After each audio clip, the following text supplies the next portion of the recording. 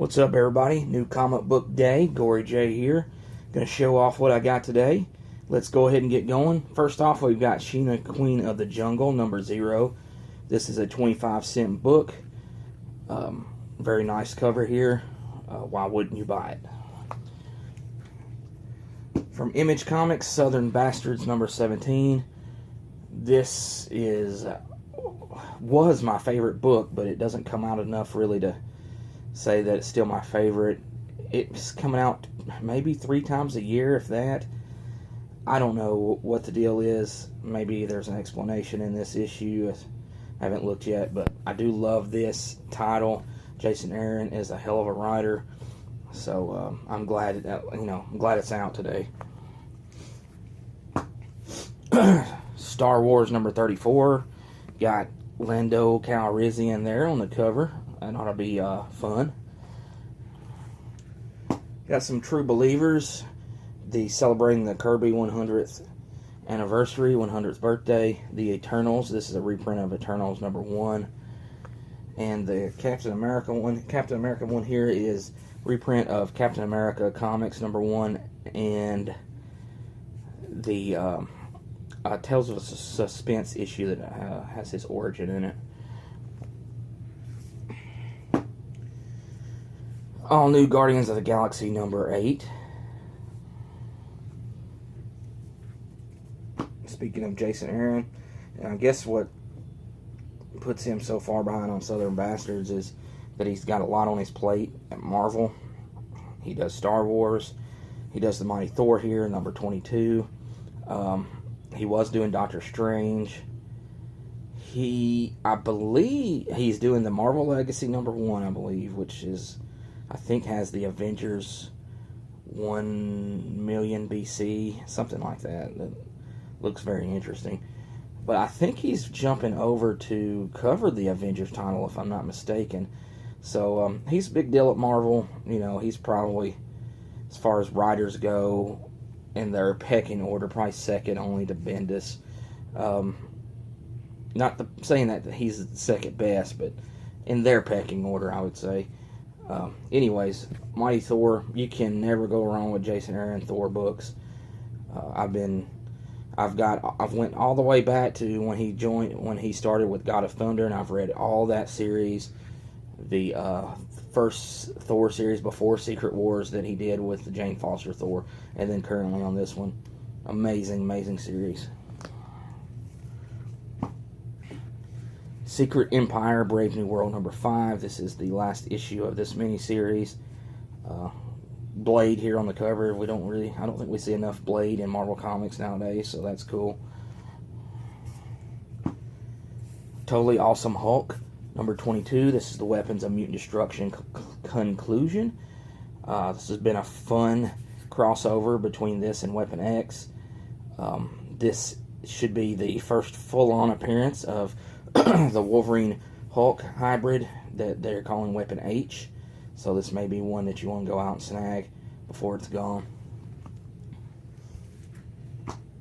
Generation X number 5, Terry Dodson cover with Eye-Boy. Just freaking gross. That's gross. X-Men Blue number 9, Arthur Adams cover. So I'm digging these Arthur Adams X-Men Blues. I know the last issue he had an awesome Emma Frost cover, and I was hoping that he was going to continue with this book. So looking forward to this. If he's going to keep doing the covers for X-Men Blue, it's going to be awesome. This is a cover swipe of the original X-Men series, number 50. There you got Polaris there on the cover, so very awesome. Astonishing X-Men number 2. I'm glad this one is back again by Charles Soule. First issue was really good. If you haven't read it and you're planning on reading it, then you may want to skip ahead because I'm fixing to spoil a couple of things. In the first issue, now I'm not spoiling anything in this because I haven't read it, but in the first issue, at the end of it, it's revealed. Well, I don't think it's at the end, but the Shadow King is the villain in this first story arc, and it's revealed that he's got, I believe, Professor X hostage in the astral plane. So it's almost like I'm guessing when Professor X was supposedly killed, his his mental, his astral form was kidnapped by the Shadow King. So very interesting, fun book. Lots of cool characters there. You've got a very awesome cover. X-Men at the movies with Skull Faces, Gambit, Old Man Logan, Beast, Rogue, and I'm going to say Phantom X. Big Marvel book this week, Generations. They're doing these every week. These have been fun books. This one I've heard is probably the best one so far.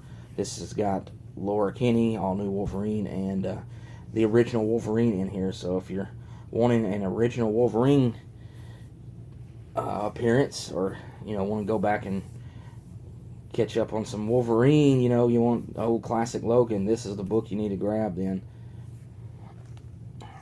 On to DC, Sandman Special number 1, part of the Jack Kirby celebration.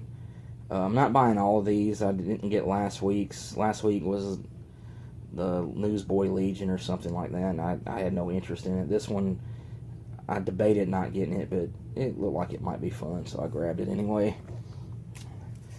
Last issue of Bombshells. This is Bombshells number 33. This is one of the most underrated series as far as covers go, I think, in the comic world right now. This is, like I said, it's the last issue, but they are restarting a new series called Bombshells United. I think it's coming out twice a month, starting next month. So those ought to be cool. I'm telling you guys, go out and get them. Look at that cover there; it's beautiful. Speaking of beautiful covers, Wonder Woman number 28, Jenny Frison B cover. Love the way the rope looks in her covers.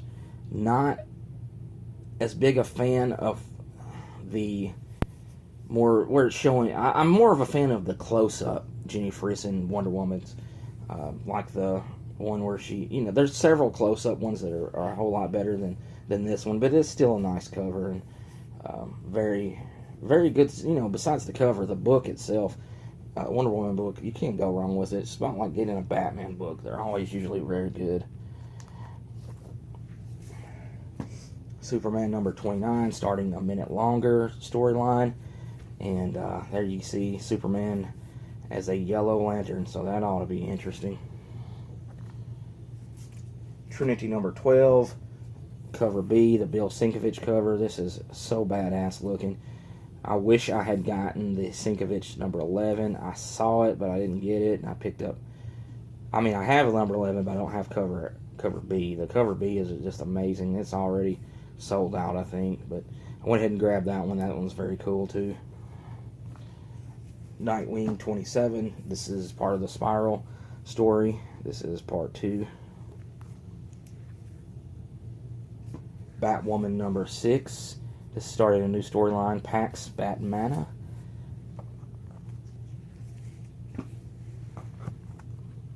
Batman number 29, The War of Jokes and Riddles. And the big release, I think, across the board this week, Dark Knight's Metal number 1. This is the Dark Multiverse. It's a big Batman storyline, DC Universe storyline. Scott Snyder doing the writing, Greg Capullo doing the art. So you got the Batman New 52 team back together. Looking forward to this. The setup issues, the forge, and the casting were both good. This one, I'm sure, will not disappoint. And it's got I don't know if you can tell, but that right there is a shiny embossed logo. Like you can feel it there. It sticks out of the book. Very cool. I like that. I like when they do these gimmicky covers.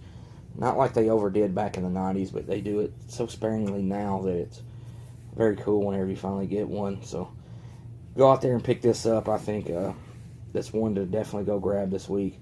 That's all I got, guys. Appreciate you watching. Appreciate your comments. I may not respond every week, but trust me, I'm seeing your comments. I'm very appreciative of you watching.